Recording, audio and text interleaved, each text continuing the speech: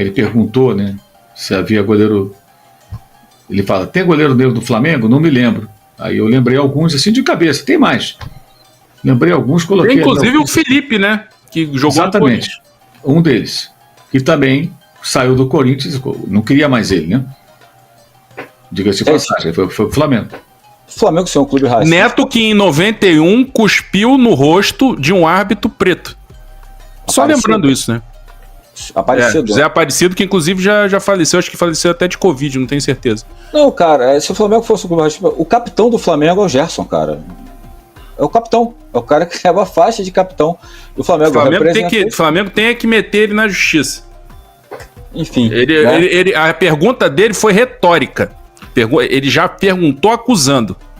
Então o Flamengo tem que ir na justiça atrás do seu direito, que ele não pode ficar na televisão falando as merdas que ele fala, não. Tirando... Eu acho que, assim, não foi só isso, né? Ele foi extremamente infeliz nessa declaração, nesse questionamento, mas a história do Hugo, assim, totalmente distorcida. O Hugo falhou seguidas vezes no gol do Flamengo. O Flamengo não sacaneou o Hugo, a torcida do Flamengo não sacaneou, ninguém sacaneou o Hugo. O Hugo jogou fora uma grande oportunidade que teve na sua carreira, porque não se preparou adequadamente, não estestava bem, falhou seguidas vezes, e consequentemente ele não teve sequência do Flamengo. E ele teve a sorte de ter uma oportunidade no Corinthians, que é outro clube grande, e agora ele parece mais concentrado, mais dedicado, talvez, e está fazendo sucesso. Segue a vida dele, o Flamengo segue a própria, acabou. Não tem que ficar vinculando o Hugo ao Flamengo, não. Ele é jogador do Corinthians. O Flamengo tem um percentual de uma futura venda, né? Exatamente, né? Então, e é só pegar exemplos, né? E repito, o Gerson é o capitão do Flamengo. Você acha que se isso não significa mais do que qualquer coisa, eu não sei o que não pode significar, né? E aí também vai ficar pegando coisas de outros clubes, né? O próprio Corinthians não tem tanto histórico, né? Também o Carlos Miguel foi ali um pouquinho só, agora o Cássio ficou anos, né? Ronaldo Giovanelli, então enfim, é muita besteira isso, né? Mas tá aí. A minha única resposta é essa. Quem é o capitão do Flamengo? Para mim isso já responde tudo, porque o capitão normalmente é a maior representatividade que tem em campo. Então, é um cara negro que representa o Flamengo dentro de campo com a faixa de capitão. Sabe, o problema maior hoje em dia é assim, uma pessoa fala uma coisa e outras, pouco inteligentes, seguem. Outro dia um Zé Mané aí disse que eu chorei pela Argentina. Quando que eu chorei pela Argentina, porra? Nunca aconteceu isso. O máximo que eu fiz foi relatar. Vou repercutir agora a entrevista de Jorge Jesus ao canal 11 de Portugal. Ele escancara que no Brasil não trabalhará em outro clube. Dá uma olhada na frase, abre aspas, eu treinaria apenas o Flamengo no Brasil. Não quero fazer a mesma coisa de quando saí do Benfica para o Sporting, fecha aspas. Essa foi uma das situações mais delicadas da carreira do JJ. Ele se queimou com o torcedor do Benfica, onde ele tinha bastante moral e não foi bem avaliado e aceito pelo torcedor do Sporting. A lição ficou, até por isso o JJ descarta trabalhar num rival do Flamengo. O treinador português ainda disse o seguinte nessa entrevista, abre aspas, já estive mais próximo de voltar ao Brasil, adorei o campeonato, o futebol faz parte da cultura deles, no caso nossa, gostaria de um dia voltar, fecha aspas. Só uma curiosidade, já havia contado para vocês que o novo presidente do Flamengo, BAP, trocou muitas mensagens ao longo da temporada passada com o Jorge Jesus. A ideia do BAP era ter o JJ como seu técnico assim que assumisse a presidência, mas Felipe Luiz acabou alterando esses planos. O Felipe assume de forma interina, deixa excelente impressão e é mantido no rubro-negro. Pessoal, é o seguinte, vamos para as informações? Vamos lá. Arrascaeta, De La Cruz e Pedro. Vou começar com a dupla uruguaia, a dupla que foi a ausência no clássico contra o Fluminense. Muita gente questionando, falando que são jogadores de vidro, que isso não existe, começo de ano.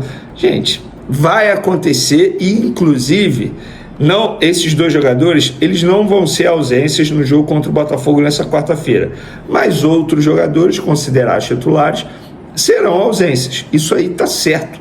É o planejamento da comissão técnica do Flamengo. Felipe Luiz avisou na última entrevista coletiva, não vai matar ninguém no Campeonato Carioca e tá certo. Eu repito, você torcedor rubro-negro que ainda não entendeu, Campeonato Carioca é pré-temporada.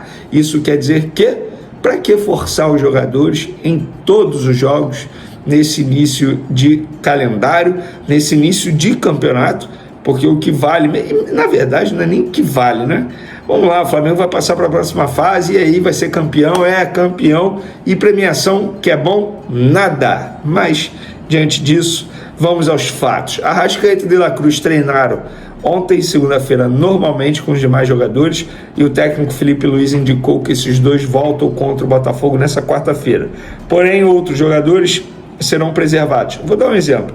O Felipe Luiz, inclusive, ele, entre aspas, completou o treino de ontem com 10 jogadores da categoria de base. 10. Veneu, o que isso quer dizer? Quer dizer que ele já está pensando em quem ele vai poupar no jogo dessa quarta-feira contra o Botafogo, e aí ele vai girar o elenco para o jogo de sábado contra o Vasco da Gama, que, para quem não sabe, mudou de horário, seria 4h30 da tarde, passou para 9h45 da noite. Então esses dois jogadores estão de volta. Vocês que reclamaram, pois é, vão poder ver os dois uruguaios em campo.